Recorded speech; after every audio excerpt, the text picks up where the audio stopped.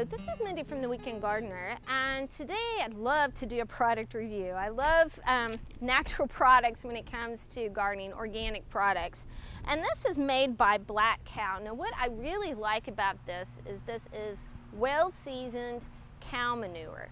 Now they may not sound like a big deal, but if you live in the city and you want to use organic products in your garden, sometimes it's hard to find well-seasoned cow manure or horse manure or something along that line, so you end up using compost, which is not a bad thing, but this just gives you another choice. Now this Black Kow is a balanced formulation. It can be used as a fertilizer, it can be used for manure tea, but it can also be used directly in the garden because it's not hot. And what I mean by hot is manure that is directly out of the animal or hasn't sat for a year will actually burn the plant material.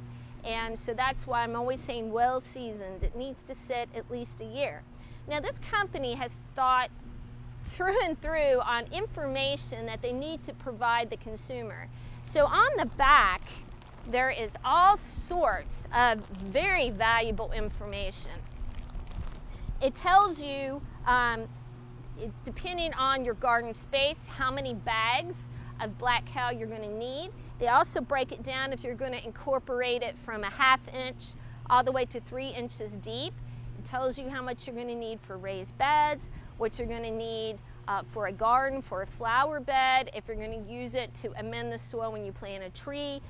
They've included everything. They've also included something very important, and a lot of people don't think about this, is the negative effects that well-seasoned manure has on the environment. And they also remind you to do not use this product if you're near a stream, any type of waterway, drainage ditch, and if you have some, like if you were using it in a flower bed as an example, if you have some laying on your driveway or sidewalk, to make sure that you sweep that away so that it doesn't end up in gutters and polluting our streams.